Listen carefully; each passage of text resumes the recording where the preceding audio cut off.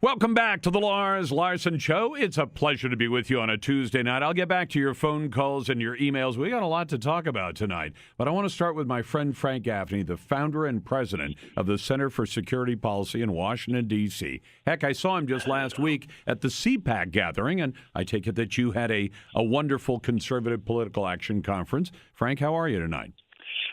Well, it was wonderful in every respect other than I only had a glancing exchange with you, but otherwise I thought it was a terrific program, and I was very pleased to be there, and I'm sure you were too. Well, it's one of the downsides, Frank, of being conservatives and being at a conservative event where we're both working. We tend to put our work first and socializing second. Now, imagine how much we could have done if we'd been a couple of liberals who aren't concerned about turning in a hard day's work. I know. Right. I know. I've got people yelling at me right now. So let me ask you about this. The U.S. has put sanctions on Iran and pulled out of agreements and denounced their methods. But what do we need to do to take it even farther and make a real difference with this state sponsor of terrorism?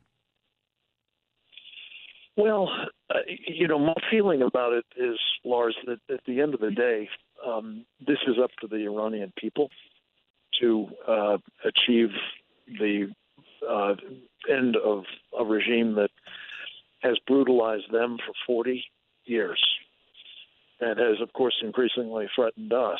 And so it comes down to what can you do to help them? I think that President Trump at least has expressed solidarity with them, which is a big improvement over his predecessor, who, of course, was working assiduously, it seemed, to both prop up and enrich and otherwise empower and embolden.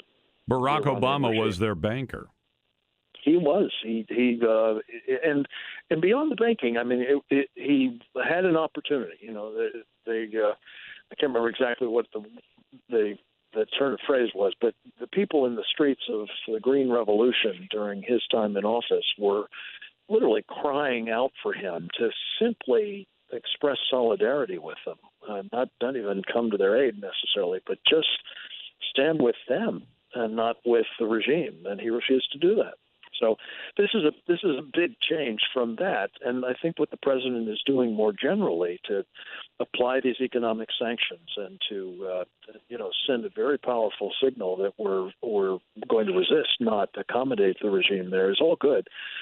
But I do think that there needs to be further steps taken to help the Iranian people in the liberation of their country, and that's a step that I think the government of the United States has been reluctant to take so far. Now, why? And by the way, let's put this in practical terms for people listening to this show. I mean, I'm not an expert in foreign policy, but what could we do on a practical basis, other than the bully pulpit from the president? What could we do that would really mean something practically to the Iranian people in pushing back against their terroristic government?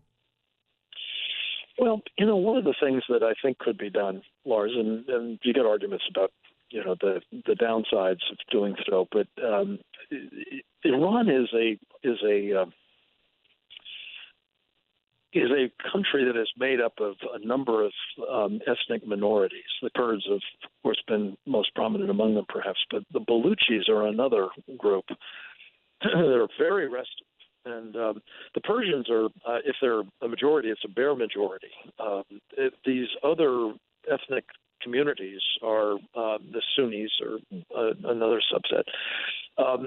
And I think, working those fault lines, fostering, opposition to the government, the central government in Iran, that is, I think very much the sort of attitude of these subject peoples, some of whom have been very badly treated by the Iranian government, especially the Kurds and the Baluchis, I think. But this is one of the steps that I think the government of the United States could be taking, is not just solidarity, rhetorical, bully pulpit kind of stuff with the people of Iran in general, but specifically making clear that fostering those differences, those restive subject peoples, much as Reagan did, in the Cold War with the Latvians and the Lithuanians and the Estonians and other captive nations, as they were called,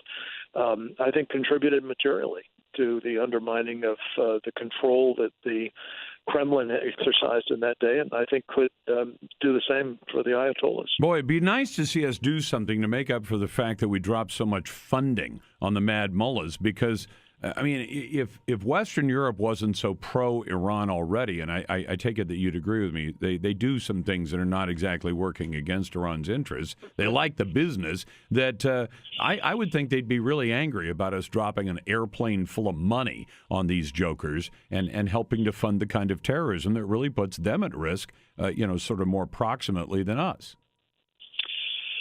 Well, I don't know that you're going to want to be fostering terrorism, but certainly opposition to the regime, it seems to me, is fair game and ought to be very seriously considered. I assume that my friend John Bolton is giving consideration to that, but it does seem as though it's the process of simply trying through economic sanctions primarily and political isolation primarily isn't achieving the desired result as fast as we need it to. Because bear in mind, Lars, I think there's very little doubt that as we are doing this, such funds as the regime has in Tehran is, at least in part, being used to help pursue its nuclear weapons and ballistic missile ambitions. And that is going to pose a very, very material threat to this country. By the way, we haven't been, Frank, we haven't been hearing a whole lot about that. I mean, for a long time, the discussion was, did the deal Obama cut actually make a difference in their development, or were they just saying, yeah, we'll sign the deal and we're going to go right on doing what we've been doing?